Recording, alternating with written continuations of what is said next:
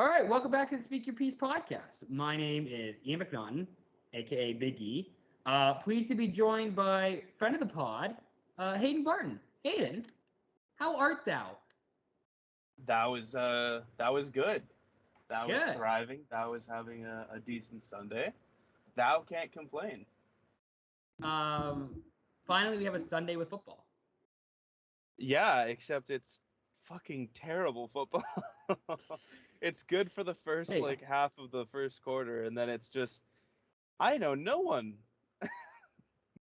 Well, yeah, no, and then it's like some like college guy who it's like, I thought I heard your name called in like April. Yeah, Did I remember maybe what? you were on a draft board. I don't know. Did I think you played tight end? No, I didn't think so. But it's good that you're getting action. You're getting more time on an NFL field than I am. Exactly.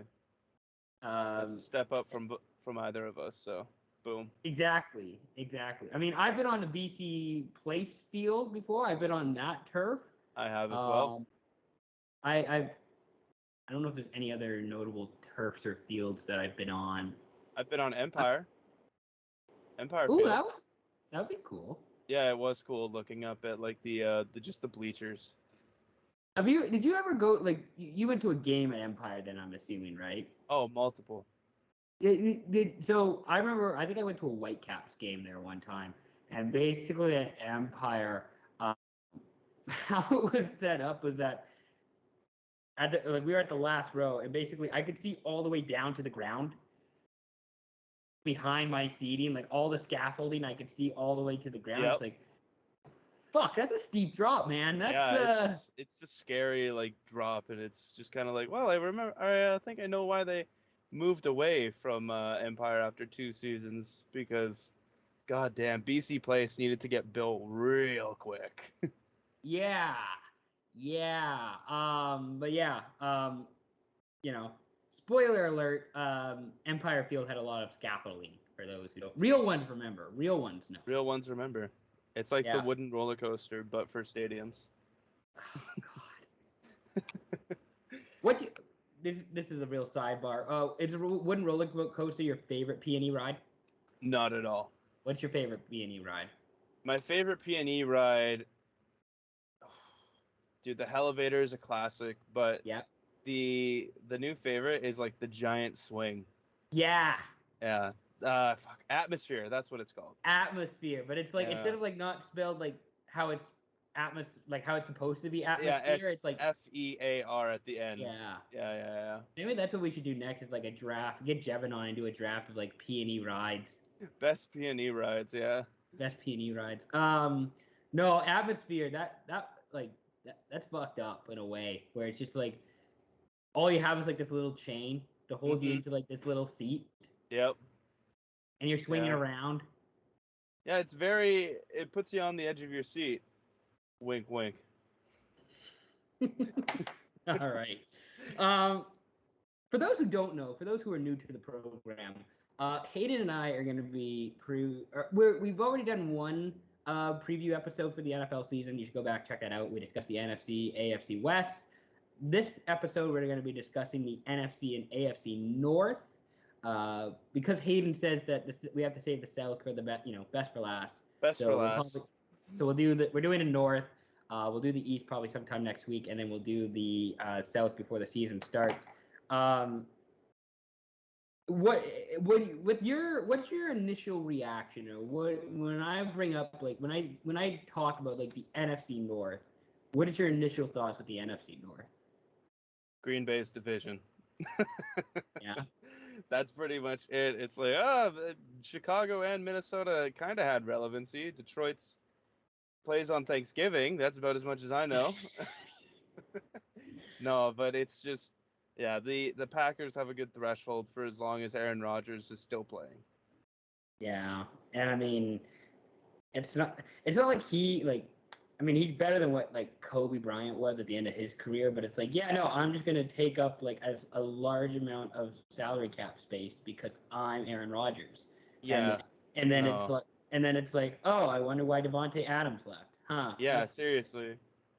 And they say oh yeah, we didn't talk about it, or he didn't say anything. It's like, well, maybe you're just weird. Like you're a weird guy, you know? You don't talk with your family, you have no contact or communication. Like who knows what happens there? And then now he's just coming out and admitting publicly that he's done hallucinogens. Hell yeah. And it's just kind of like 911. I mean, I'm not trying to like age shame, but like I figured it was just kids in their like late teens or like 20s who were doing hallucinogens. I didn't think it was like NFL quarterbacks in their late 30s Yeah, like who are.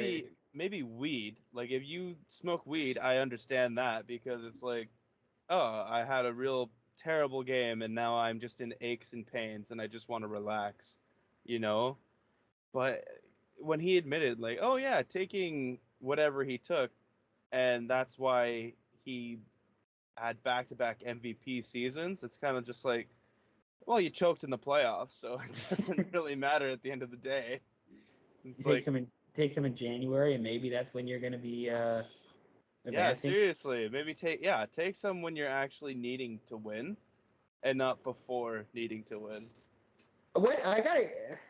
This is another sidebar. I wonder what the hallucinogen market is in Wisconsin. Like, I can't imagine that's a big, It's just you know. cheese, but it's like an aged cheese, you know, one that's like real fermented. That's all it is. Okay. We're gonna go. We're gonna go team by team here. You know, I was just thinking you probably are right. There probably is some like hallucinogen cheese in Wisconsin, or like milk or something. If you like it in liquid form, you probably. I'm calling it now. If we ever do like a Wisconsin takeover, I feel like that's what we have to do when we're there. Try Um, the world's shittiest cheese. yeah. All right. So we're gonna go team by team like we did in the last episode. Um, I think because we started in the NFC West this time, we'll start in the AFC North. Sounds Uh, good. Also because Cincinnati was in the Super Bowl last year, so it kind of feels right that we start with Cincinnati, I agree. which is also weird to say. Like the Bengals out of 18, like the 8 teams that we're going to talk about, the Bengals Or the first ones? are the Yeah. first ones. They went the farthest. It's like, oh, okay, that's That's new. interesting. That's all right. Um, I have yeah. Again, I have a few notes here. I mean, they had a quiet off season. I thought overall for a team that made the Super Bowl, but they didn't need to do a whole lot. Like we kind of knew what the Bengals needed, and that was just offensive line help and And they some got it. depth, and they got it. Like they literally did what they needed to do, and they didn't Yeah. They didn't like. fuck around in the draft either. They took some safe depth picks, and from what it looks like, Jamar Chase is still cooking Eli Apple every day in training camp. So, what more can you really realistically say about the Bengals? Joe Burrow's injured. He has an injury, but he's apparently on the field today. So it's just kind of like the Bengals are, back in shape. Well, and I mean, the other thing I having to tell myself is that they aren't the Rams. They aren't the Chiefs. They aren't the Bill. Like they don't go and make these big splashy moves. No, Like that's just not who they are. Like they've never they're more the Oakland A's than they are the New York Yankees. Like they just don't go and make big splashy moves like that. Like they lucked themselves into Joe Burrow. They lucked themselves into Jamar Chase. Like they didn't they use draft capital. They're not signing big free agent contracts. That's just not who they are. no, definitely not. And so I mean, I think the biggest loss was CJ Azuma, the tight end. Yeah, but I mean, then they get Hayden Hurst, It, so it's it, like, it, yeah, I don't know. It's basically replacing 1A and 1B, you know? yeah, and I mean Hayden Hurst, like I think what is it? I think it's a 1 year, $3 million contract. Like Very low risk. The Jets gave Uzuma like 8 million a year, and the Bengals went and paid Hurst 3 million a year. Yeah. Like you're probably more content with the Hayden Hurst contract than paying CJ Uzuma like Oh, 8 million a year. definitely. So Definitely. I wouldn't be worried about that too much. They pretty much replaced the entire right side of their offensive line. Like Alex Kappa from Tampa Bay is the new right guard. Yep. Lyle Collins, the new right tackle. You can even say Ted Karras at center. Like he's going to be new. It's nice to have a veteran center with Joe Burrow and a guy from New England. Karras is coming from New England. Like coming from New England, that he's going to be smart and he's knowledgeable and he's an intelligent player. Oh, definitely. So that makes a lot of sense. The biggest concern I have right now with him is Jesse Bates. Yeah, that's super concerning. The fact that he's not wanting to play on his franchise tag and will sit out. Yeah, so the deadline for signing multi-year contracts has passed. So pretty much he can sign like another 1-year extension. Mm-hmm. But I have written down here, same old Bengals, ! Where they don't want to pay the guys that they should pay. Yep. And the guy that they need to pay, Jesse Bates, who you could argue probably is the best defensive player. Like he's just that good at safety, really good. No Bates, no Bates is really going to impact this team negatively. Like that's a really big loss that you cannot overcome. As much as I like their safety, Dax Hill from Michigan, I just don't see how you can replace Jesse Bates. No, you can't replace Jesse Bates. He is so good from like side of the field to side of the field, and he has such a wide range. Yeah, you can't replace Jesse Bates. You can only fill 3/4 of a void of him, and I don't see anything happening with Jesse Bates, especially considering Cincinnati and who they are. Like we just said, they don't pay players, even though they should. They have the cap space for it. And I don't understand why they're not, making him like who could you realistically put higher than Jesse Bates with age and skill? Like Marcus Williams. Yeah. You could put Marcus Williams and he's on, the Ravens, and then like there's he was I think he was top 75 like in the NFL 100, like top 100 players. Like I think he was in the top 75. Yeah, I think he is as well. Yeah. Like and I don't think they've done the rankings for this upcoming season for like the 2022 top 100, but still, point is the fact that Bates is like a top 75 player in this league, and Cincinnati coming off a Super Bowl needs all the talent they can get, and the fact that you're missing this guy is just like a real like it's concerning. It's a shot in the leg pretty much. Like you're already putting yourself behind where you should be realistically. I totally agree. And it's just like you see these people get paid too, and it's I don't know. You don't have a good safety, you're fucked. Yeah. Like, and that was like the biggest priority. I remember just with New Orleans losing Marcus Williams, it's kind of like, holy fuck, who do they replace? And then right after, they signed Marcus May and Tyrann Mathieu, and I'm like, we're good. We're good. Yeah. And if the Bengals don't have that, like, who even is their strong safety? I don't even know their strong safety, right? But like, I can tell you, it's nowhere near Jesse Bates. But that again, that speaks to how good Jesse Bates is the fact that you and I both know who Jesse Bates is, and we're talking about him at this level, and we don't know, like, we maybe know, like, we know. Oh my Eli god, I'm Apple. such an idiot. I should have known this. It's Von Bell. Oh yeah, Von Bell. Von Bell. Yeah, actually, I can't believe I messed that up. He is a great strong safety. Well, I was gonna say, and like the other, I know like other notable players on the Bengals, like Trey Hendrickson, like Sam Hubbard. Yeah. Those kind of guys. But like in today's NFL, you need that versatile safety. Like you need that safety who can play wherever on the field, who can line up in multiple different positions, and Bates does that. Mm-hmm. No, he definitely does. The other thing I want to mention with the Bengals, I want the offense to be just as good as they were last year, but I am worried about the law of averages setting in. Like I feel like their offense was like so good, like way above expectation last year that it's like I don't know if they can be as good this upcoming season. Even with a better offensive line, it's like Yeah,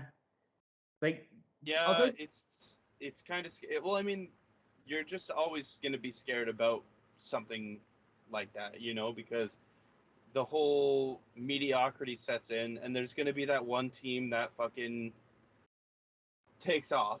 They actually surprise the shit out of everyone, and then it's like a sure lock team that's going to just do well, does poorly. It was kind of like Green Bay back in like 2018 or something like that, or 2019, something like that, and they just missed playoffs, and they had a loaded roster, which I could definitely see for the Bengals, especially with Baltimore, getting healthier. There's surely no way that they're ever losing as many players as they did last year. And yeah, it could happen. I don't think it'll happen though. So the stats I want to throw at you. So Burrow's 2021 completion above expectation percentage. So that means like his actual completion percentage above what his expected completion percentage was 6%. So he completed 6% more passes than above expected, which is the highest rate in the league and more than 2% above second, which was Kyler Murray. And his aggressiveness percentage, and that's the percentage of attempts into tight windows on all passing attempts, which is like where a defender's like 1 yard off the receiver. Yeah. Like the amount of times you're throwing it into a tight window, right? He threw it into a tight window 19.2% of the time, which was second most in the NFL last year. Now, part of that is because Burrow didn't have a lot of time to throw the ball because his offensive line was not very good. But also, I don't know if that's a sustainable number. And I'm like, how do I put this? I feel like this offense could make improvements, but not be as productive, if you know what I mean. Like this offense could look better, but it's maybe not as productive numbers wise. I think you're looking at it the wrong way. I think the aggressive rate will go down. I think the completion percentage will either stay the same or go up because they've gotten better in the places where they need to get better. They haven't lost a receiver. They haven't lost a connection. It's the 19% of aggressive targets will probably go down to, I'd say, about like 13. Or, maybe it'll stay the same. Maybe they take more deep shots. I have no idea, but I don't think it'll get worse. I don't think he'll be taking riskier shots. I don't think he'll have a lower completion percentage. And even if he does, give or take 1.5%, he's shown that he is an elite ball placer and he makes right decisions. Like, he's not dumb.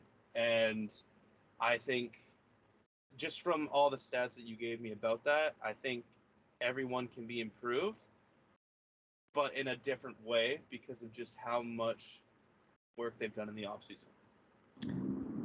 Do we think Zach Taylor's a good coach? I honestly had him first to be fired last year, and I have him like last to be fired this year, just because of how successful he was last year. Yeah, that's just it. I just don't like. I want to say he's a good coach because I don't know if you can luck your way into a Super Bowl appearance. You can't beat Kansas City with just luck. Yeah, like that. There has to be. Yeah, that's the other thing. I just like. I'm not saying Zach Taylor's going to be fired. I'm just like, is he like? He's a good coach, but he's not a great coach. If they finish last this year, then he will be fired. Yeah, that's probably true. All right, my best case for the Bengals this year, I have them going 12-5. They win a division. The offense takes like a Chiefs Rams type leap. Like it's just like X Games mode. Like it really becomes unstoppable. Mm-hmm. And the defense is good enough even without Bates. Like the defense just holds their own somehow. Yep. I think the worst case is they go 8-9. The offense takes a major step back. The defense struggles, and coaching gets outmatched. Yeah, that's pretty much speaking of what I thought would happen too. Do you have a player to watch on a Bengals, a guy you're interested in seeing this year on Cincinnati? Trey Hendrickson. Can he repeat? Hell yeah. Can he repeat what his success was last year? Trey Hendrickson's so cool. He is. He has a great nickname, T-Hex. I think you're either gonna love this or you're gonna hate this. My player to watch on the Bengals is kicker Evan McPherson. I mean, I don't hate it, but I don't get why your player to watch is a kicker. Because that dude was clutch last year. That dude nailed so many. Like that dude went 14 for 14 in the postseason. Yeah, but he also lost. He had like 3 chances against Green Bay to win, and he celebrated on one of them. Yeah, okay, that's not great. I will No, admit that that's was not. terrible because That, he was celebrating so hard, and everyone was like, "What the fuck are you doing right now, McPherson?" But yeah, no, he was clutch.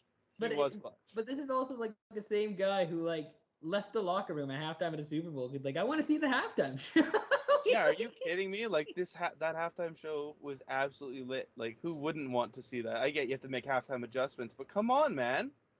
Like What these are what type of halftime adjustments do you need to make as a kicker?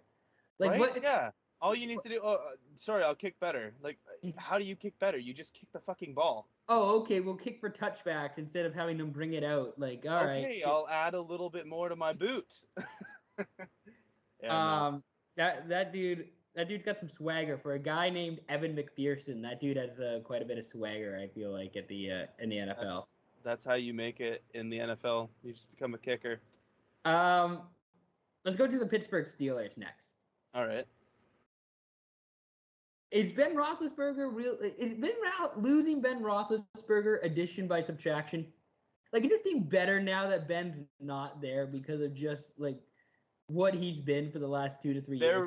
They're worse because they don't have the experience.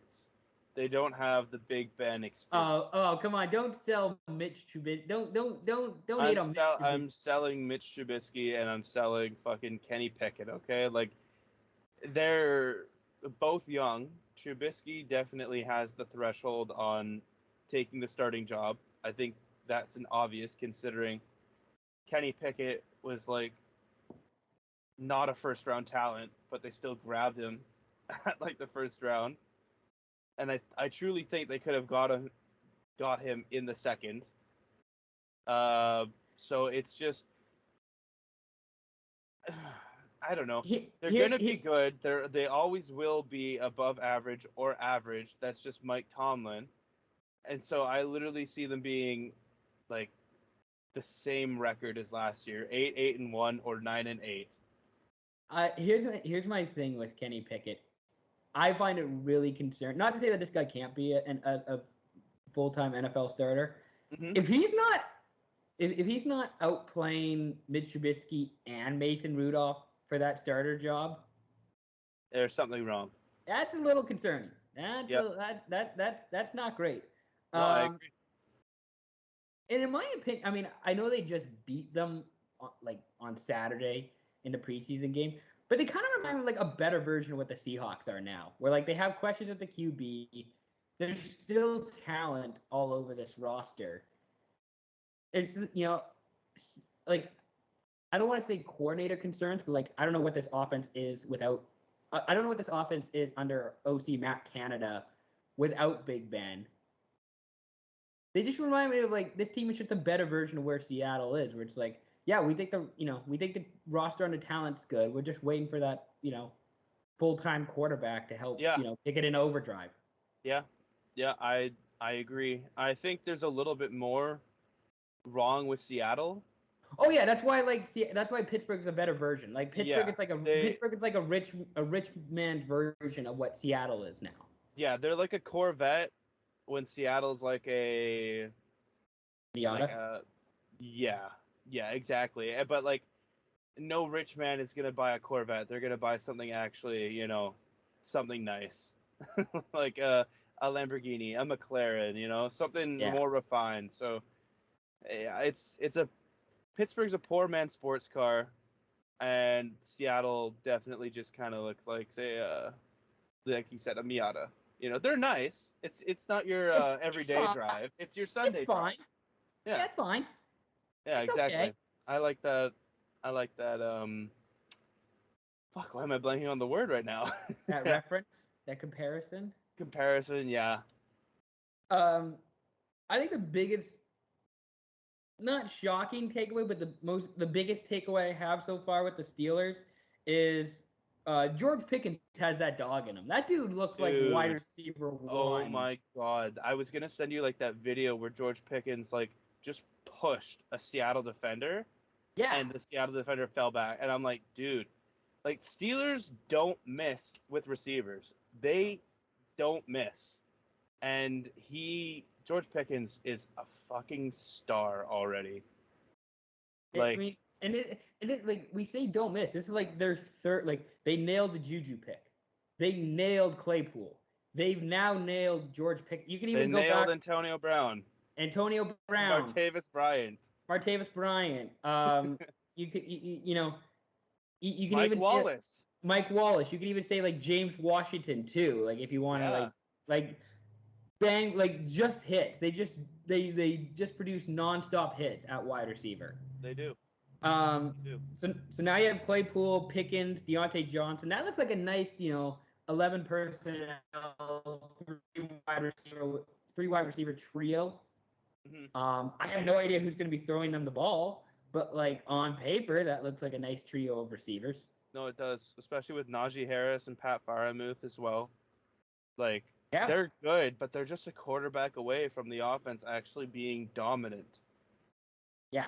From like instead of being like the 20th best offense in the league, they could get a quarterback and be a top 10 offense. Oh, easily. And even like their offensive line is not great. It's fine, but it's not great. And not the Steelers offensive line that we're used to, but Yeah. No, I get what you like mean. they could still make it work. Um yeah, I mean defensively even this could be a top 10 defense. Like their secondary looks really good.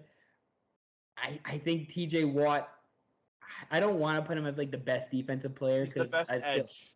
He's the best best edge. edge, best Yeah. edge, because Aaron Donald is still that The guy in my best. Yeah. opinion.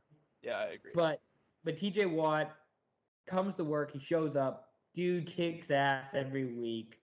Yep. Hard not to like TJ Watt. The linebackers look good. Secondary, I think, looks solid.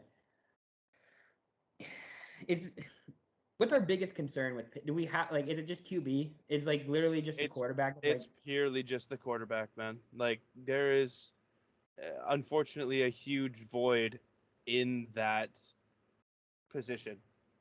And like even Mason Rudolph, man, like he scares me. You know what I mean? Like how has this guy been on the roster for so long? Like he's not that good. he must be a really good locker room guy or He something. must be, yeah. I mean, I see all the time Claypool goes golfing with him and Duck Duck Hod Hodges. yeah, Duck Hodges, so who knows, man? Who knows? And that's another thing. The fact that Mike Tomlin that one year managed to get like an 8-8 record out of like Yep. Rudolph and Duck Hodges that one season. Mike Tomlin fucking rocks. Yep, he deserves every. That's why I say like they'll be 500, but they won't be better. That's how I So see it happening. so my best case for Pittsburgh this year, I say they go 11-6. The offense gets it together. One of those quarterbacks figures it out. The defense looks nasty, and Tomlin wins Coach of the Year, and they win the division. I don't know if they have. I don't know if this team has Super Bowl potential, but I think they could win the division Yeah, purely with defense and running the ball down their opponent's throats. It could yeah, happen. it could happen, but I don't see it. I think best case scenario they come second and they get a wild card spot. They get a See, wild the problem card and upset a team that on paper should beat them, but then they The lose. problem is that they're just not as good as Kansas City, Baltimore. Nope. Not as good as the Chargers. Definitely Maybe not even close to the Chargers. Not to the Chargers. I'm trying to think of who else. Like I don't know. I would put Pittsburgh and the Patriots very close together. Okay, like fringe playoff teams. Yes. Like, all right, I'd that's put them fair. better than the Dolphins. I don't have any faith in the Dolphins. Dolphins are weird. They are weird, but that's where I put them. My worst case for Pittsburgh, they go 6-11 with bad QB play. The O line stinks. The defense struggles, and even the special teams, even a team like Pittsburgh, who more or less has good enough special teams, they can't even figure that out. I agree, and Tomlin gets his first losing season ever. Yeah, that's I think the worst case scenario. Who's your player to watch on Pittsburgh? Is it Pickens? No, it's Devin Bush, man. Like that. Oh guy, wow! Hey, I put down Devin Bush as well. He's not been the Devin Bush that we know, and this could be his last season in Pittsburgh, and that's really concerning because his rookie season, he was unbelievable. Like, I was afraid when we went up against him, and I was like, this guy is just built different. Dude, I had so much Devin Bush stock when he came out of college into his first season. Like, I was like, oh, Pittsburgh traded up to get this guy, and he's a linebacker. Like, this checks so many boxes. This makes so much sense. And now like 3 years later, it's like, God, I hope he can, keep a starting job, maybe even a roster spot. Like, I think he's getting beaten out by his backup right now. Yeah, Spillane, I think is his name. Something like that, yeah. But no, I totally I want to see this dude succeed because when he's on, he's on. He is, and he's so fast. He's so elusive. It's just that one injury that I guess that he got. What was it? His second season or something like that? I think really so. Towards ACL. Yeah, it plagued him, and it plagued him hard. When healthy and when on his game, he's like a Devin White from Tampa Bay. Yeah, he could definitely be up to that level. So you literally took the name out of my mouth. Devin Bush. That's who I have as my player to watch on Pittsburgh. The Cleveland Browns. So this team, man. So let's put the Deshaun Watson situation aside because we'll get to that. That is important, and we should talk about that. All right. Besides that, this team acquired Amari Cooper, Ethan Pocic from Seattle, Taven Bryan from Jacksonville, Jacoby Brissett, Chase Winovich. Like, they acquired some decent pieces here. I like their team on defense. I think their defense could be like one of the best in the NFL this upcoming season. They got good pressure at the line of scrimmage with Garrett, Jadeveon Clowney. I like the linebackers. Their secondary looks really good with, Greedy Williams, Denzel Ward. Yep. Grant Delpit, really like their defense. I'm curious to see how Ethan Pocic fits offensively because he's going to be the new center for this team, which is always interesting because they brought in a new center and brought in a couple quarterbacks. Wide receiver, we talked about Pittsburgh with their trio of wide receivers. In Cleveland, you got Amari Cooper, Donovan Peoples-Jones, who I really like. I really liked him coming out of Michigan. Looks like he's going to be the wide receiver too. And then they just drafted David Bell this year from Purdue, who, looking at him, he appears to be like one of those power slots. Like, he's 6'1", 6'2", 212 pounds. Maybe not a contested catch type guy, but he can make catches. He can make plays. He's a good third receiver for this team. Yes, I agree. And speaking of kickers, the last guy I want to mention is Cade York, who they drafted in the 4th round from LSU, who basically they're just like, yeah, you're our kicker now. We spent the 4th-round pick on you. You're the kicker. Went to LSU, and not for nothing, those LSU players, like, more or less have, like, from that championship team with Burrow, Chase, who else am I missing? Jefferson. Jefferson. Those guys have more or less worked out. I don't know how it works for a kicker, but, fuck it, why not? Surely can't go wrong with, like, no, it can't go wrong when you draft a kicker, you know what I mean? Yeah, It's like, like, oh, he doesn't kick well? Cool, we'll just sign one else from fucking wherever, and it'll be fine. we'll get another one. But then with Cleveland, it's like, hey, we drafted you. You're now our kicker. No pressure. Good luck. Yeah, Rooting for you. yeah, have fun. But the Watson situation. Yes, the So Deshaun Watson situation. so I have written down here, fuck the Browns for empowering him and his behavior. Mm-hmm. He should be suspended for a year at the minimum. Oh, it looks like that's going to happen too. I just saw a report this morning that it's likely going to happen. And he deserves absolutely nothing. And the reason I say the Browns, are empowering him because not only did they trade like 3 first-round picks to get him, they gave him the most stupid extension. Oh, I know. It's absolutely terrible. It's gonna ruin the market now, and it's gonna ruin it for the whole for fucking every league. for everybody else. Yes, So it's so dumb.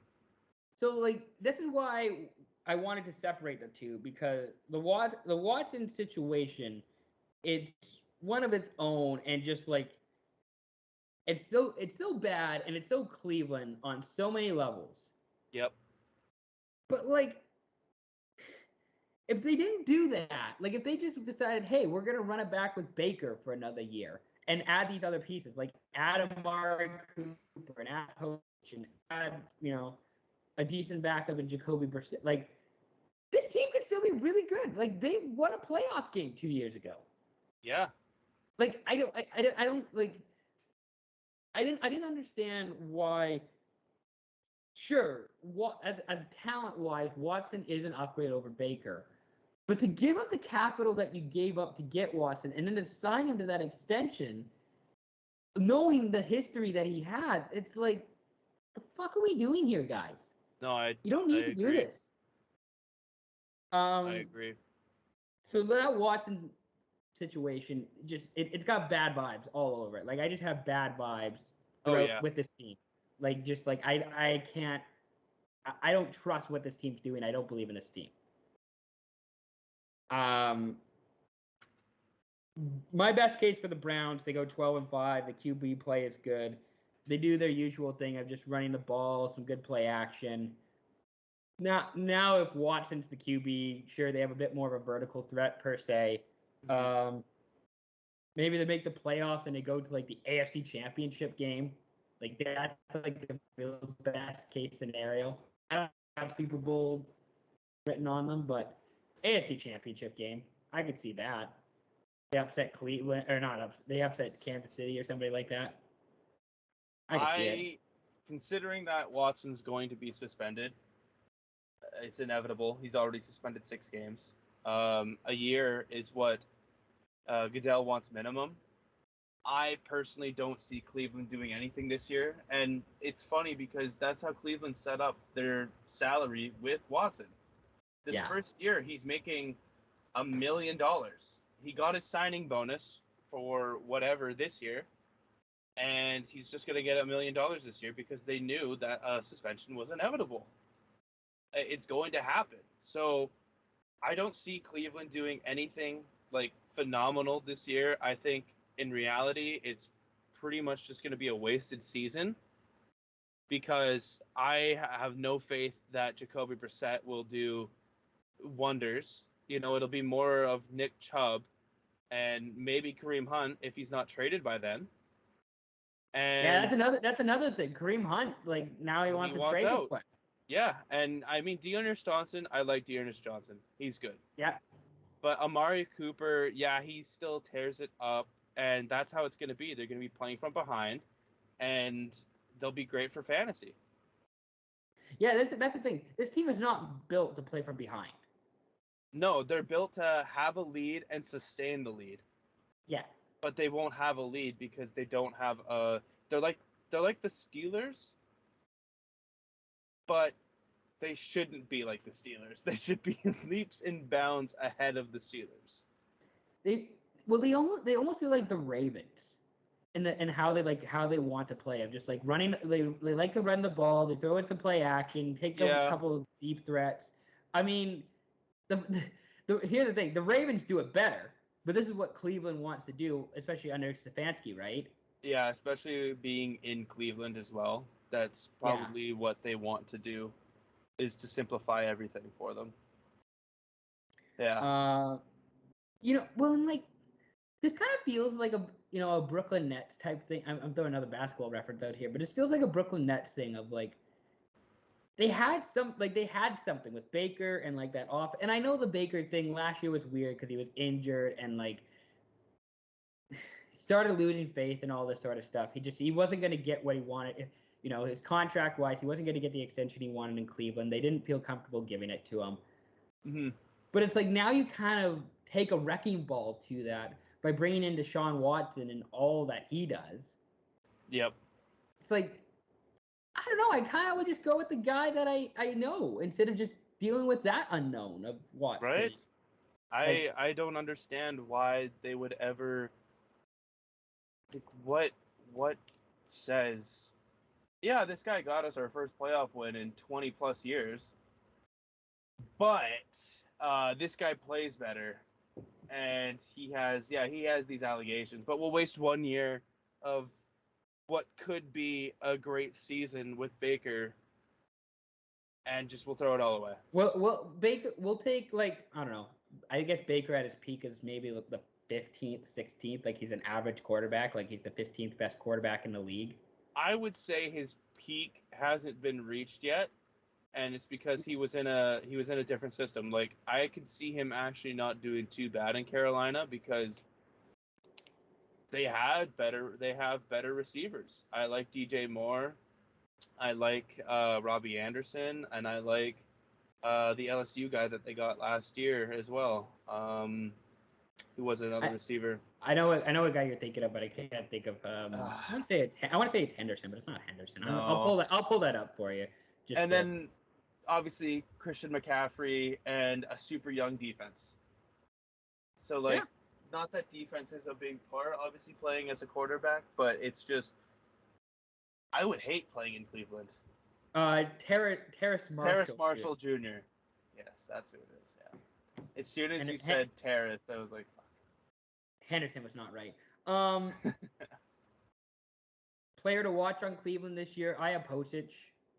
Like it's always interesting when they bring in a new center and how that center QB, especially with how that QB situation is going to be in Cleveland. It's like, yeah, you're going to be our new center. We don't know who your quarterback is, but congrats, you're the new center. Have fun. Fuck. I guess my player to watch is going to be someone on the defense, and honestly, I really like Denzel Ward. He is electric. He is such a great man corner.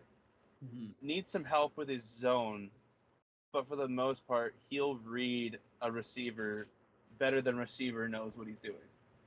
Yeah, I mean, I don't know. I think Jalen Ramsey is the best corner. Like, I think he's in his own tier. Oh, yeah. But Ward is like a tier or two down. I would say a tier down. Like, yeah. I like how when Ramsey had the interview and he's like, who would you put in the same category as you? And he said Marshawn Lattimore. I'd put Marshawn Lattimore with Denzel Ward. Like Ramsey, he has height, physicality, man and zone. He'll get beat, but everyone gets fucking beat. Okay, like it's the NFL. It's the NFL in 2022 with how the rules are. Like you're gonna get beat. Exactly. So I would put like my next top two would be Denzel Ward and Marshawn Lattimore. Obviously, like they're so good. Both of them are so good, and they're good when they don't get talked about on plays, because that's how you know that the ball's not being anywhere near them. Like, I love it when Jair Alexander gets all this fucking hype, and it's like, cool, he has the ball thrown at him like multiple times a game. Well, what was the? I wanted. I can't remember who posted. It might have been like, BR Gridiron or whatever. Who is just like something about like Alexander, making a pass deflection against Justin Jefferson. It's like how is this matchup gonna go in like year 3? It's like Justin Jefferson has multiple touchdowns against Jair Alexander. Yeah, like why do people not get that? It fucking we blows my mind. we know how this matchup goes. This is the 3rd year of it. They've already played each other like 4 times max. We know how this goes. Yeah. So do we think Cleveland's going to miss the playoffs then? I think they're going to miss the This playoffs. year, I say they missed the playoffs. I think the karma-wise, they deserve to miss the playoffs for what they've done. Yeah. Final team in the AFC North, the Baltimore Ravens. I'm drinking the Ravens Kool-Aid this year. I am so high on Baltimore. Like, I think Lamar has another MVP season in him. yeah, right? Like, I really feel like this, like you alluded to earlier, there's no way this team can be as bad as they were and as injured as they were last year. Like, to give you an example, at the end of the final roster for 2021, guys on the IR last year included Nick Boyle, J.K. Dobbins, Gus Edwards, Deshaun Elliott, Marlon Humphrey, Marcus Peters, Ronnie Stanley, Ardarius Washington, and that's just all the guys that could fit on like 3 lines. Yeah. Like, it's concerning, man. It's so concerning that they got to, what was it? They got to 9-8, right? They were 8-9, and the only reason they missed the only reason they missed the playoffs was because in the final, because they were 8-3, and they lost their final 6 games, and 2 of those were to Pittsburgh. Like, they literally lost 2 games to Pittsburgh by a combined 4 points. And they really shouldn't have lost the last one if the better passes to Mark Andrews, and he catches that, and he gets the 2-point conversion. And that's what I like about Harbaugh too. Harbaugh believes in Lamar, like watching that play, he's like, what do we do? And Lamar's like, let's go for 2. So, all right, I trust you. Like, they have that connection. They have that vibe. Harbaugh is just Harbaugh lets his best players be his best players. He does, and it's great. It's awesome to see because that's what they need. So I'm not too worried. Like, Baltimore's not falling off. Like, there's no way this team is missing the playoffs again for a 2nd year. Yeah. And that's in addition to the fact that they added, like you talked about, Marcus Williams. They got Morgan Moses for the O-line, Michael Pierce, defensive tackle, Mike Davis, running back, Kyle Fuller at corner. Mm-hmm. They got 2 first-round picks that I like, in Kyle Hamilton and Tyler Lindenbaum. Love those picks, and they fell to them. Fell to them. The Ravens traded back, and they still got Tyler Lindenbaum. Yeah, that's crazy. Absolutely crazy. And even, I don't know if you saw earlier in the week, Isaiah Likely, their 4th-round tight end, he had a couple good plays for Baltimore. Yeah, I heard that he actually played pretty well. He's looking like a dude, and then it's like, oh great, now Baltimore has 3 tight ends that they can trot out onto the field and be useful. Like, you ever seen a 31 personnel? Well, now you have. So, similar to Pittsburgh, there's only one position that I really am concerned about with Baltimore, and that's wide receiver. Yeah. That's like the only concern. But you know why I don't really have a concern with wide receiver? Is because the wide receivers don't need to like win their route every time. They just need to get open. And if Lamar can hit them, then that's fine. Because Lamar will be running in the backfield. He'll be scrambling. He'll be going out. They'll be playing the West Coast offense. And That's all that will really need to happen. As soon as they get open, Lamar hits them. Well, and I've heard nothing good about Lamar about becoming a passer. So I think Lamar's a better passer than he gets credit for. I think so as well. But the funny thing is that, speaking of wide receivers, I've heard a lot of Rashad Bateman talk. Like, a lot of people hyping him up. Like, man, if now he's got the opportunity to be a wide receiver 1. Yep. And like you say, he just needs to get open. He just needs that right opportunity. Mm-hmm. Why not in Baltimore? Like, and that's where it's like, I don't necessarily believe in Rashad Bateman as a number 1 guy, but there's enough people that I hear, that I listen to who are saying, this could be a really, a bounce back year. Don't sleep on Bateman. It's like, okay. But I think overall with the Ravens, they're probably going to go back to their power running game. 2 tight end. Yeah, and getting back J.K. Dobbins and Gus Edwards will definitely be a massive improvement for the run game. Dobbins, Edwards, they're going to go back to power running. They're going to, they might throw the ball 15, 20 times a game maybe, but like, they're one of the few teams who will absolutely run the ball more than they throw it. I agree. And that's because they're just set up so well for it. Yeah. No, definitely.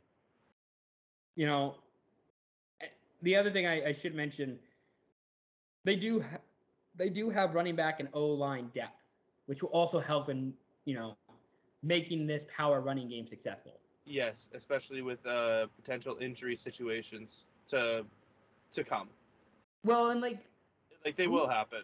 What was who was the running back in like week 1, like last year against Las Vegas? That Monday night game, I can't remember who it was, but like they had Tyrell Williams. Tyrell Williams, and then I was gonna say, wasn't like Devontae Freeman getting some run? Devontae Freeman, Latavius Murray, like they were just picking guys off the street last year, and that's just not going to happen this year. Like they are set up to have depth, and they are prepared for anything that comes their way. Best case for the Ravens this year, I have them going 12-5, bounce back offensively, defense is lights out, and they win a Super Bowl. I say 13-4, and pretty much everything else you said. like there is a team. If you can invest in a team, I would invest in Ravens stock. Yeah, I agree. This team is just too good to be as bad as they were last year. Worst case, they go 9-8. The defense doesn't adjust to new coaching. Don Martindale is not their defensive coordinator, by the way. They have a new defensive coordinator, Mike McDonald, who was at Michigan last year. Lamar takes a step back, or like Lamar doesn't improve. That would be another thing where it wouldn't help. And they don't get any impact from the rookies. Like, a part of why I think we're high on the Ravens is that we expect immediate impact from Kyle Hamilton and Tyler Lindenbaum. And if neither one of those guys are impactful, then they're probably not going to be as good as we think. Yeah. Player to watch for the Ravens for you. Lamar Jackson. Hell yeah. It's the easiest. It's picking an apple off of a tree. Picking the best apple off of a tree, I should say. I don't know what the Lamar MVP odds are, but like, if I could, I would absolutely parlay like Ravens at least making the playoffs, if not Ravens Super Bowl odds with Lamar MVP. Yeah. I wonder actually how much is MVP odds. I'll search it up right now. Yeah, because like that dude is just, I don't know. We've already said it, but they're too good to. He's too good to step back. And if he's healthy, look out. Just don't sleep on Lamar. Agreed. While you look for odds, I'll just say my player to watch is Rashad Bateman, because like if that dude can take off, if he could be 1,000-yard receiver for the Ravens next season, that's just another dimension that they don't need, but they're happy to have, and they're not going to say no to a 1,000-yard receiver. No, they won't. Also, Lamar Jackson plus 2,000 odds to win MVP. That's lower, that's lower than Dak Prescott, Russell Wilson, Matthew Stafford, and Joe Burrow. I would take Lamar. I would take Lamar over any of those names. I would take Lamar over all those guys. Like it starts getting dicey with Herbert, Rodgers, Brady, Mahomes, and Allen, but I would take Lamar over them. So that's our AFC North preview. I think we did a good job with that. I think it was pretty good. Let's throw it over to the NFC North. Let's do it. Let's start with Green Bay. We talked about Rodgers and the Packers a little bit earlier. I mean, they lost Devontae Adams. They lost Equanimeous St. Brown. Marquez Valdez-Scantling's gone. Zadarius Smith gone.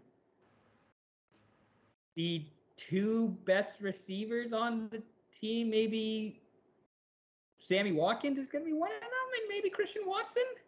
I mean, Alan Lazard?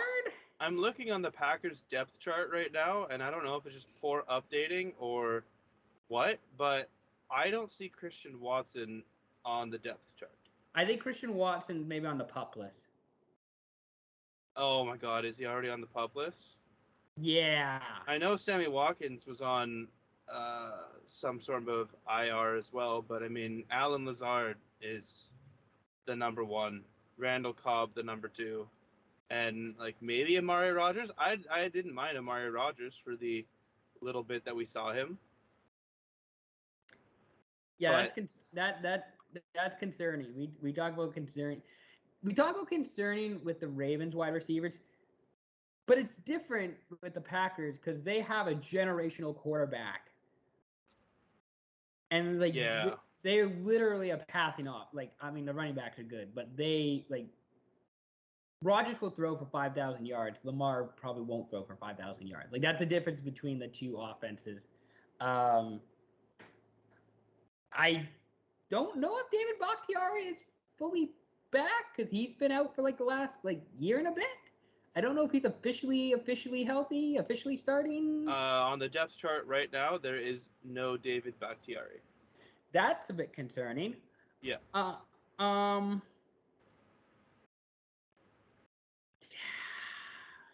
Yeah, it's scary. he is on like the roster, but just no depth chart. So they're probably saving him for maybe week 1. Yeah, I would say so. So yeah, there's concerns offensively. Defensively, this team looks really good. I love the pieces this team has on defense. I'm not even like too hyped about their defense. Like looking at it right now, obviously we talked about Alexander. I do like Eric Stokes. He played amazing. Adrian Amos and Darnell Savage, both great. But I mean, like, Kenny Clark is fucking old. Preston Smith.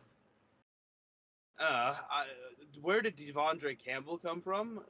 No fucking clue. But he's good. But then other than that, it's just I don't know. I like Rashawn Gary. Rashawn Gary, I really like. Okay. You got Stokes.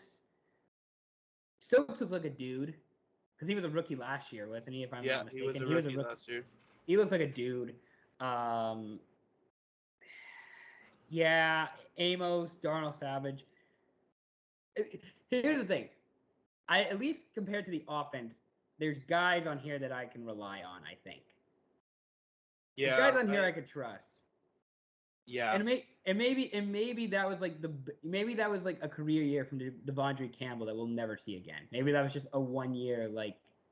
Yeah, like explain this to me. How in 1 year does Devondre Campbell get a better Madden rating than Demario Davis, who's been like 3-time All-Pro the past 3 years? Yeah, who's been doing this for so long? I don't get Madden ratings, which is why I really try not to look at them. But when you got something as fucking stupid as that, like Devondre Campbell, this last year, he had his best season of all, and because he was on the He was Falcons, a former Falcon, yeah, and a Cardinal. didn't hear dick shit about Devondre Campbell, and then he just comes out and gets 146 tackles. But every other year that he had, it was like, this is it. This is 99 tackles, 129, 94, 92, 48. I don't even remember him on the Cardinals. Yeah, like he had one season on the Cardinals, and he only got 99 tackles. And you think 99 tackles is a lot, but 146 is way more.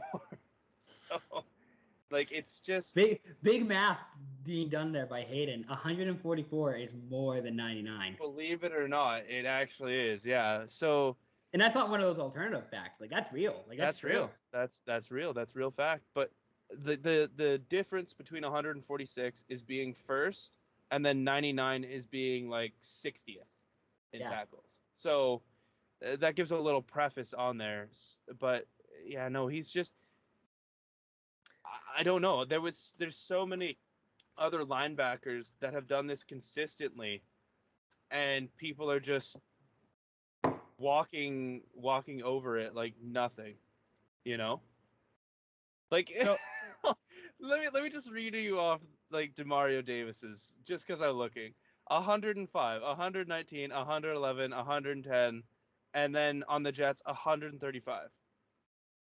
Like, that's consistency. All of those numbers are greater than 99. They are. And Devondre Campbell didn't get, I think he only has like 5 sacks in his career. Demario Davis last year got 3. The year before got 4, and then 5.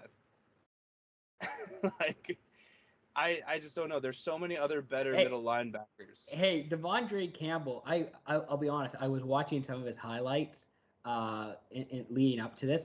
He had an interception on Jared Goff, and that was mostly because Jared Goff like either did not see Campbell or just like made a poor throw and Campbell picked it off. Good, yeah. So I'd also put Tremaine Edmonds higher than Devondre Campbell. That's fair. I see where I get that. I don't hate that. I think going back though, the biggest question involving Green Bay is Aaron Rodgers and the offense. Like, can this offense be elite? And like, we're already concerned about their offense because their top wide receiver, Christian Watson, he's on the PUP list already. Yep. You're relying on Sammy Watkins, who like has had plenty of opportunities to take off somewhere, anywhere. So the Sammy Watkins revitalization project now goes to Green Bay. I don't even know if it's a revitalization project because, like, I don't even know if he was that good at Buffalo to start out his career. Like, I don't know where the start of it was. Yep. And it's 2022, and you're relying on Randall Cobb. Yeah, that's really good, actually. You know what? But somebody's gonna take Randall Cobb in fantasy. And it's actually gonna work out for them too, because he's a late round sleeper kind of guy. Probably. Somebody's gonna take him. So the question is, can the Packers be elite again? And if not, I don't think they make the Super Bowl. No, I definitely don't see any team from the NFC North making the Super Bowl. Like, best case scenario, Packers make it to the NFC Championship and fail again. That's how I see it happening. So because of their QB situation with Rodgers and who he is, I think they might be the team in the biggest win now situation. Because they, like, I don't know. He's an MVP, and if he's gone, what are they going to do? Put in Jordan Love? Yeah, and Jordan Love doesn't really look like anything special. That, by the way, that might be the stupidest first round pick. That was the stupidest first round pick I've ever seen from any team ever. Like, period. There's no other terrible first. Well, no, there's plenty of terrible first round picks, but this is just so unwarranted. You could have taken a great receiver. Brandon Ayuk could be a Packer. Yeah, he could have been. Like, there's Yeah, I'm gonna do some quick facts here. You keep talking, and So we'll see who they could have drafted. So because of this QB situation, the Packers need to win now. They don't know. I don't know how many years they have left with Rodgers. Rodgers does not seem like the Tom Brady type where it's like, I want to play Tom 45. Now, fuck that. Rodgers seems like he wants to be doing other things as well. Not to say that he doesn't love football, but this dude seems like he has 2 or 3 years left with the Packers, trying to make as much bank as he can. I don't think he cares if he wins another Super Bowl. I think he'd like to, but I don't think he really cares. I think we've already kind of cemented Aaron Rodgers' legacy. Like I think we kind of know what he is. These last 2 years have really cemented who he is as a player, and it's more about Matt LaFleur, Brian Gutekunst, the Packers trying to cement their legacy as a franchise and not looking like dumbasses for how they've built this team around Aaron. Yeah. That's what this is about. This isn't necessarily about Aaron. This is just about the Packers trying to make sure they don't look like dumbasses with one of the greatest all-time quarterbacks starting for them. Have you figured out who they could have drafted instead of Jordan Love? I keep looking more. I'm just making sure. Okay, he was picked 26 in the 2020 draft. So let's see exactly. By the way, that was like not the start of COVID, but that was like a couple months into COVID, and this was like the first, I think, one of the first major things that like sporting things that happened. And if I remember correctly, it was all pretty chalk for the most part. And then the Pack was like, "Yeah, we'll take a backup quarterback." It's like, what the fuck are you doing, guys? So this is actually fucking insane. They could have taken Patrick Queen. They could have taken Clyde Edwards-Helaire. I wouldn't have taken him. T. Higgins, Michael Pittman, DeAndre Swift. Oh, I mean, let's not focus on defense unless it's like real good.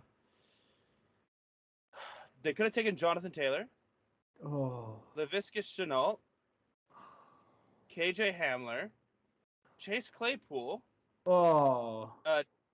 Jalen Johnson, Trayvon Diggs, Cam Akers, Van Jefferson. I'm not gonna say Denzel Mims because that hasn't turned out to be anything special. Antonio Gibson. Like, there's so many actually like really good players that they could have taken before taking a backup quarterback. A project, like a guy we Very, knew, yes. a guy we knew at the time, like a guy we knew at the time was going to be a project for anybody. No, this is actually insane. And I didn't Uh, even list off any of the linemen that could have been taken. Like, that is, oh my gosh. Best case for the Packers this season. I was very generous. I said 14-3. The offense is super elite. Like the offense is like super duper good. Number one seed in the NFC. Christian Watson looks like a Justin Jefferson rookie of the year type, and the defense plays great, and they win a Super Bowl. Like that's the best case for this team, and that's what they're aiming for. I don't think it's realistic. I don't think it is going to happen, but I think that there's a pathway for which that could happen. Yeah, that is definitely best case scenario. It's not going to happen. Realistically, they will make it to the NFC Championship, and nothing will come from it. I said worst case they go 9-8. The offense struggles, defense is average, receivers don't click, and they lose in the wild card round. Yeah, that's worst case scenario. You could say they No, missed because no, there's no way they missed playoffs. You could, I could say you could, but I just don't. It's more likely they win a Super Bowl than miss the playoffs. Yes, I would say that as well. Um, Packers player to watch. I'm gonna say Christian Watson because That was going to be my player as well. They're really banking on this dude, and I mean he's a big boy. He's like 6'5", 200, like big 6'5". dude. Yeah. Yeah, Big he's dude, fast too. fast. Yeah, it's a little bit concerning that you're expecting this guy to make the jump from North Dakota State to like being the number one receiver in the Packers offense. A little concerning, but like Could happen. could happen. I mean, Again, I don't know if Gintakus or Matt LaFleur are losing their jobs anytime soon. So I wouldn't bank on that one. So it's kind of like, yeah, let's, fuck it. Let's see what we do. Yep, I agree. Minnesota Vikings. The Minnesota Vikings were very average last season. They were 8-9. They had a -1 point differential. Like they scored 255 points and gave up 256. 12th in offense, 30th in defense. Yeah. I texted you this earlier. I can't recall a single exciting Vikings thing in 2021. Nope. They beat the Seahawks last year. I didn't watch that game because I was covering rugby, so I didn't even get to see the Vikings beat the Seahawks. They hired a new GM and a new head coach. I don't know. Yeah. The fact that they lost Anthony Barr was one of the big things that I said to you about them. Yeah. Yeah, it's not looking good for them. I mean, so the new head coach is Kevin O'Connell, who was the OC for the Rams. And I was generous in that it's actually the setup is relatively similar to the Rams, where it's like a QB with arm strength and Kirk Cousins. They have a better running back with Dalvin Cook. They have two talented wide receivers with Justin Jefferson and Adam Thielen. Solid O-line. Yeah. It's just I don't know. I just don't like. There's nothing about this team that excites me. They I don't. did get a Zadarius Smith, actually. They did get Zadarius Smith, so I think they have a new defensive coordinator, and I think they're going to play some more 3-4. So Zadarius Smith and Danielle Hunter are going to get more sacks, or at least the opportunities for more sacks. I'm trying to think of what the comparison is to the Vikings, because it's like going to the dentist. It's like, okay, sure. I know I have to, but I'm not exactly thrilled that I'm doing it. That analogy, Jesus Christ. I don't know. I I thought you were don't. talking about team. What could I compare them to as Oh no, I an just AFC team? Just in no, life. no, just in life. It's just yeah, I go to the dentist. It's I don't have and it's not like I have a terrible relationship with my dentist. I know my dentist. He's my family dentist. I've known him for years. It's just yeah, I have to do this, twice a year. Get my Yeah. teeth. Cool. Am I gonna go out Yeah. of my way to watch the Vikings? No, probably not. I mean, if Redstone plays, then sure. Yeah, but I think they have one, maybe two primetime games this year, and it's I might watch one of them. Yeah. I'll No, probably watch both. it's not looking I probably will watch both of them because I'm a sicko. But it's not looking good for them. no, and even my notes that I have down, I'm not exactly excited with these notes. Where it's can the Vikings get pressure up the middle? Probably not. Probably not. So I have here, this team feels very bland, and I'm not sure it's going to change unless they get a new QB. Yeah. That's Kirk Cousins is the epitome of this team, where it's just he's fine, not elite, but it's okay. Could be worse, could be better. could be. Best case, I think they go 11-6. They win the division. That's the best case. They win a division somehow. Jefferson and Thielen each get 1,000 yards. Cook rushes for 1,000. And they have that game against New Orleans a couple years ago in a wild card where they just beat them, and then they lose handily to San Francisco in a divisional round. Yeah. That's where I see this team. That's pretty much as best as it's going to get for them. Yep. I don't really see it being any better. Worst case, I have them going 6-11. The offense struggles under the new coach. Cousins getting moved, rumors heat up, and they get a top 10 pick. That's probably more what they need is a top 10 pick than a playoff run. Yeah. They're just so mid. Every Yeah. team in the NFC North is so mid, and They're not. Listen, they're at least the Bears like have picked a pathway of like actively tanking. Yeah, that's true. The Vikings have just picked this middle ground of like, yeah, we could be something. Might not be, but we could be. Mm-hmm. I have two players to watch on the Vikings this year. Who's a guy that you're going to be watching? Man. Yeah. I don't want to answer this question. Here, I'll pick two so you don't have to pick one. I have two so you don't have to pick one. Maybe I'll cherry pick off yours. So I have Kirk Cousins as one because, like... I didn't want to go Kirk Cousins. Well, here's the thing. Like, with Kirk Cousins, it's like... Okay, if you're not going to be good now, when are you going to... Like... Is this it? Like, is this what you are? Mm-hmm. And if so, why are you still keeping this guy? Either go get a better quarterback and go be better, or get a worse quarterback and like tank for a pick. Yeah.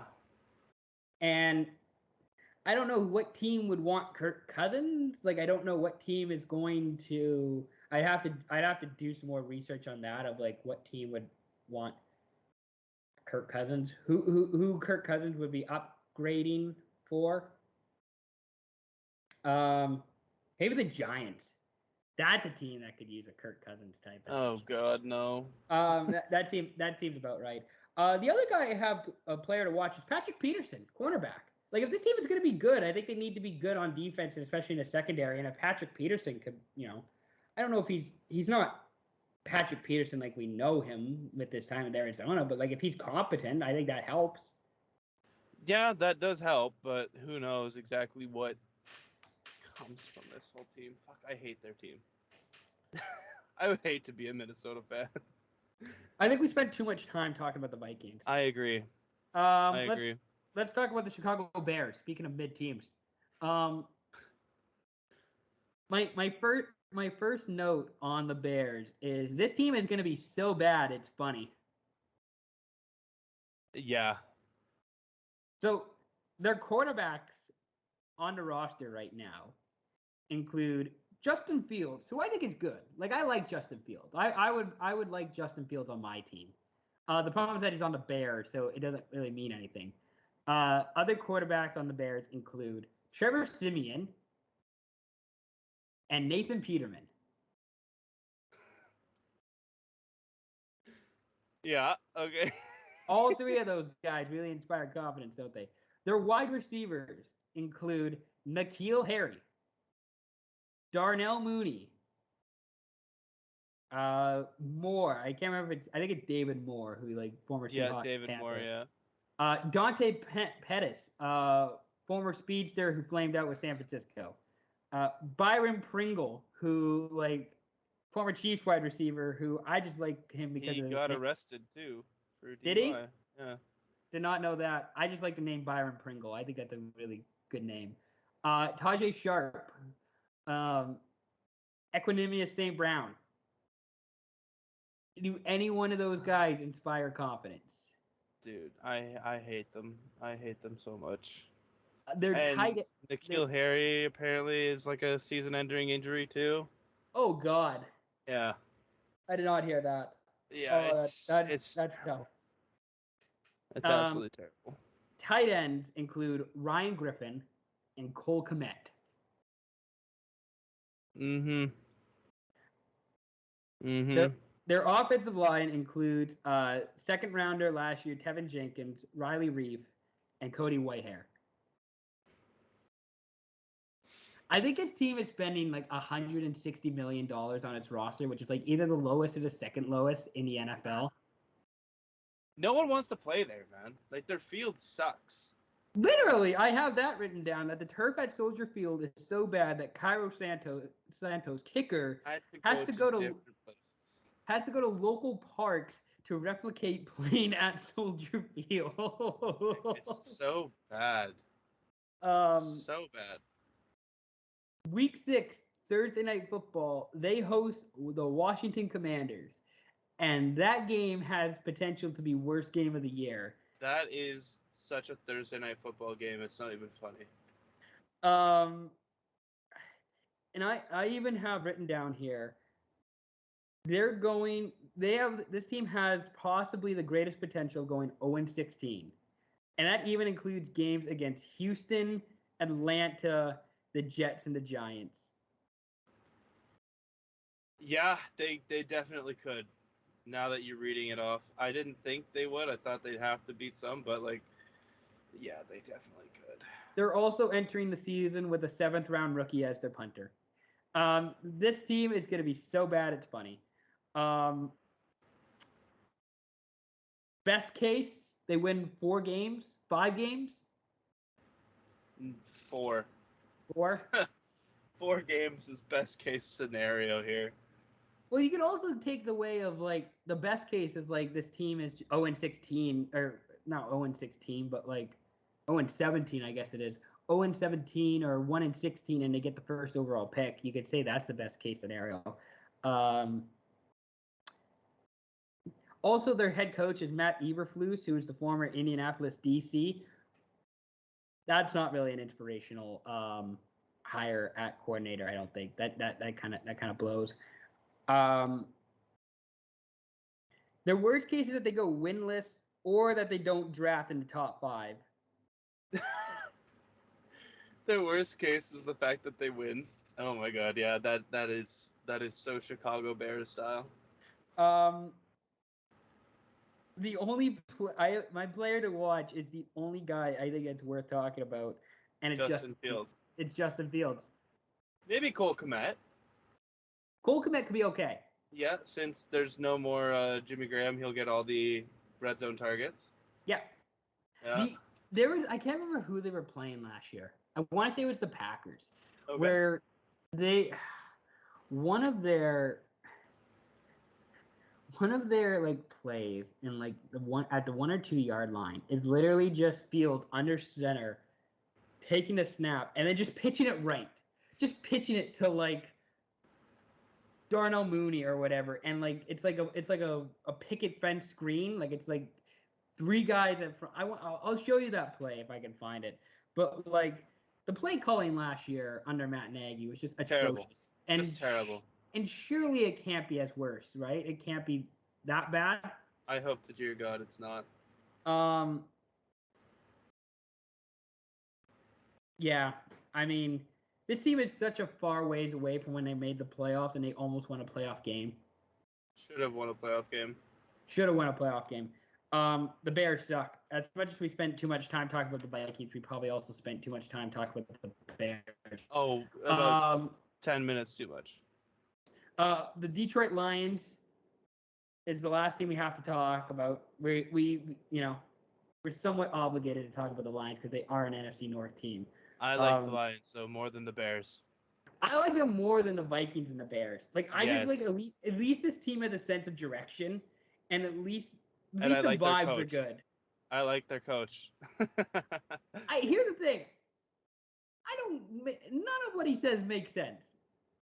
That's not true. I think a lot of what Dan Campbell says makes sense. It's just maybe it's not needed. Like when he admitted that he does blow, or no, not that. What was the thing? Biting off kneecaps, No, that was so 2021 Dan Campbell. What was what he said this year? If you have one leg and an ass cheek, I'll still bite you or something like that. Something like that, and yeah, something about treading water. I think too was another one. Where is it here? I'm gonna find this here. Dan Campbell on Hard Knocks will tread water as long as it takes to fucking bury you. Yeah. Okay. See, that one doesn't really make sense. I'll admit that. I'll admit it. Listen. Overall, I think you and I could both agree we like the direction the team is going in. Yep. Roster building wise and vibes wise. This team, at least they feel good about themselves. I like the talent that they're adding to the roster. They kind of feel similar to Philadelphia. We'll talk about Philadelphia next episode, but they feel similar to Philadelphia in that they're building from inside out. Yep. They drafted. I know they drafted Jameson Williams in the first overall as well, but they drafted But Aiden he's Hutchinson. not playing. Yeah. He's not playing. They drafted Aiden Hutchinson. They drafted Penei Sewell last year in the first round. Yep. I have it written down here. They possibly have a top 5 offensive line with Taylor Decker, Frank Ragnow, Sewell. I wouldn't say top 5. I would say top 12. And that's fair too. Like that's where I kind of see it being. Like I think with everything with the Lions, because they're also on Hard Knocks, we kind of have to take things a little bit with a grain of salt with them. Like Yes. top five is probably it's probably too much, but top 12 is probably more realistic for this team. Agreed. You know, people are like, oh, could they win 6 games this year? They probably will win like 5. I say best case scenario they win 7, and that's over expectation. I have best case scenario they go 7-10. Yeah. Yeah. And I mean, they have a lot of like, I have like B and C players, like a lot of B grade, C grade players on their team, especially at wide receiver. But the key for the Lions is having the young guys that they draft develop and become stars. Like Jeff Okudah at cornerback is like an important piece to this. Mm-hmm. St. Brown and Williams at wide receiver. I like both of those guys. I think both of those guys are really talented. I don't know if either one of them are going to be elite A receivers, but if you got 2 B receivers, that's going to be really good. Yeah, I agree. You got Aiden Hutchinson at DN. And he seems to be really, really good. he looks like a menace out there. Like yeah, he does. like yeah. And the nice thing I think about the Lions is like they're like one of the few teams where it doesn't really matter how their quarterback play is this year.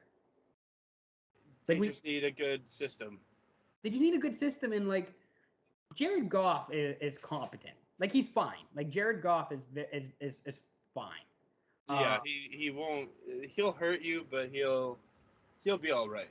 But I think we all more or less kind of recognize that he's not going to be the future starter. Like the Lions they'll move on maybe next year. I was going to say the Lions have 2 first-round picks in 2023. They'll probably use both of those and trade up to get like Bryce Young from Alabama. Yep, probably. But, like that's kind of just like unless Goff, shows out this year. Yeah, like tears the world, sets the world afire. Like unless he like kills it, they're probably not going to keep Goff next season. Like you say, best case scenario, they go 7-10. There's progress made all over the roster. They're both a top 20 offense and defense. Yep. And Dan Campbell improves. Well, and like they're one of the few teams that, even though this team, if it was any other team, we'd say they suck. But there's good vibes. Like there's great vibes. They're losing and they have great vibes. Like that's really tough to do. Yeah, it is. So kudos to them. I didn't put a worst case scenario because like I guess the worst case scenario is that they lose fewer than 3 games, which I don't think is possible. Like I think this team is just better. Yeah. Like I think they're better than their lowest expectation. Yeah. Yeah. Like I would not be surprised if by the end of the year this team is further ahead than Chicago and Minnesota. Mm-hmm. So, for this team I have 2 players to watch, but I'm curious if you have somebody that you're really excited about on the Lions. Aiden Hutchinson. Hell yeah. That's probably the easiest one. I want to see what type of rookie impact he can make because I don't get how he wasn't the first overall pick for the Jags. Like I don't even know. Trayvon Walker, yeah, he has raw talent, but Aiden Hutchinson, like, do you not watch any college games and notice that he's a presence more than just sacks? That guy is a beast. I think the Trayvon Walker pick speaks more to the Jags and how they operate as an organization than Aiden Hutchinson. I'm not saying it was Aiden Hutchinson's like fault or whatever. Yeah, I'm saying like just he deserves to be the first round pick, 10 times out of 10, and they just fucked it up so hard. So yeah, I was talking about this on my last episode with Jevin. I think I'm gonna do like a weekly like run me over rankings of like players in the NFL who could run me over and I would apologize to. And Aiden Hutchinson is like top two. Like dude could run me over and I would apologize to him. Like that dude. yeah, he definitely seems a little bit nice about hitting someone. Yeah, Just has like that vibe, yeah. I don't know if it's like Andrew Luck, like hey, good job out there type beat, but it's definitely like. Yeah, that dude, I could get run over by Aiden Hutchinson and I'd be okay with it. That'd be fine. Yeah. My one player I have that we haven't talked about, TJ Hawkinson. He was so good at the start of last year and then just didn't do much after like the first 6 games. And I mean, I don't think he's going to be like George Kittle, but he could be diet George Kittle. If he reaches his potential of just he could be top 5. Yeah. He could be top 5 while George Kittle is not in the top 5. Like I don't know. I just feel like Hawkins. He has that vibe. He has that vibe. He has that vibe, and like if the Lions can somehow make Hawkinson work, if they can figure that out, like if they can just create that big red zone passing target with a guy who's also a really good run blocker. Yep. Then they have a special tight end. They got special tight end, and that's hard to find. Like it's not. I don't think it's as hard as like trying to find that star QB or a great pass rusher. But like if you can nail the tight end who is both a really good passing option and a really good run blocker, you can't ask for much more than that. And TJ Hawkinson has that potential if they can just figure it out. He does. He does. I agree. So there we go. That's the NFC and AFC NFC preview for 2022. Well done, Haydn. We did it. Let's go. For the North. For northern teams. Any other final thoughts or hot takes before we head out here? Like I think we're more or less on the same page with Detroit, with the Ravens. Yep. We're not Chicago. Mm-hmm. We're not too like we're sold, but not entirely sold on Green Bay. Like I wouldn't have a lot of stock in the Packers. No, I wouldn't either. And unless it's like where they finish, not counting Super Bowl. Yeah. Mm-hmm. So hot take: the Bears are going to regret not having Jimmy Graham. There, I said it. Did he officially retire? Nope, hasn't retired yet. Hasn't signed with the team yet. Although on his Instagram, he posted a picture, and it was like him practicing, like with his cleats off and like his socks on. It was like, might have to go chase for a ring, guys. You're not gonna do that in Chicago. I'm like, fuck. Are you signing with the Bucks? Are you signing with the Bills? Like, I'm just trying to think of teams that need a red zone threat now. The Rams. Dude, that would be, yeah. I don't know if the Rams would do that. Yeah, maybe. But like, I just don't want to see him retire. I want to see him like only be used as a red zone threat, man. Like, could you imagine he gets like 20 catches, 14 touchdowns? Because he could do that. He could do that. Well, the funny thing too is that tight end has been like one of the most volatile just positions in fantasy. Mm-hmm. Like either you have a good tight end or you don't. Yeah. And there's only 3 good tight ends. Maybe 4. There's 5 max. There is maybe 5 max good tight ends in fantasy football, right? Mm-hmm. And imagine the hilarity that would ensue if you just like somebody just got Jimmy Graham and he's playing on the fucking Rams or he's playing on some team and he's just there to catch touchdowns. That's all he's there for. It's like fades and That's it. And Like to run fades and to run stick. That's all he's there for. Nothing else. He's not there to run block. He's not there to be a decoy. sign him for $1 million and just utilize him only in between the 20s and the goal line. I would do that in a heartbeat. Like, he's still a big guy. All you need to do is run straight, turn this way, and catch the ball.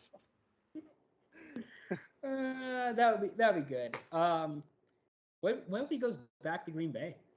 That could be a possibility. I don't think he will. They still have Mercedes Lewis and Robert Tonyan.